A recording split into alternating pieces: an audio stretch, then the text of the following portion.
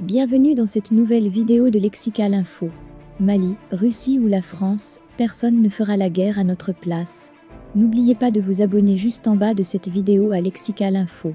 Peu importe la force étrangère qui interviendra au Mali, ce sera toujours un échec aussi longtemps que les Maliens ne travailleront pas à construire une armée forte et une démocratie nouvelle, où la justice et la bonne gouvernance, l'intégrité sont des réalités. C'était il y a environ 8 ans, et beaucoup d'enfants nés à cette époque ont porté le nom ou le surnom François, en hommage à l'ancien président français, François Hollande.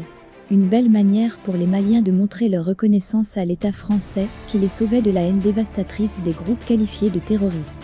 Dans son livre « Les leçons du pouvoir », publié en 2018, François Hollande dira que le plus beau jour de sa vie politique est la chaleur de l'accueil qu'il a reçu quand il visitait Tombouctou, au Mali, après l'intervention de son armée pour libérer Konna. Autrefois perçus comme paternalistes, accusés d'ingérence, les Maliens, depuis la colonisation, ont toujours eu une relation mitigée envers la France. Ce pays qui les a colonisés et a continué à dicter la musique sur laquelle danser des années après l'indépendance. C'était une occasion pour améliorer, assainir et rendre transparentes les relations entre les deux pays.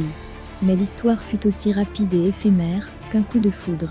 Colère et incompréhension après l'intervention successive de Serval et Barkhane, avec des résultats discutables, l'insécurité ne fait que progresser au même rythme que grandissent le désamour et la méfiance envers l'intervention armée française.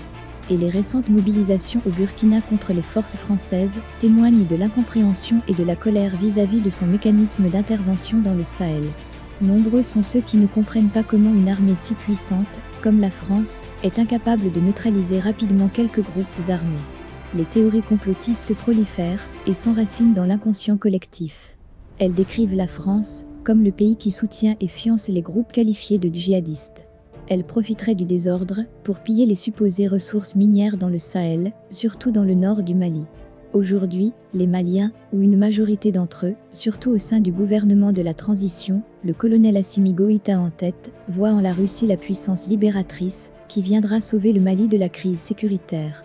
Selon les chiffres du Malimètre de mars 2021, 45,6% des Maliens ne sont pas satisfaits de Barkhane au Mali.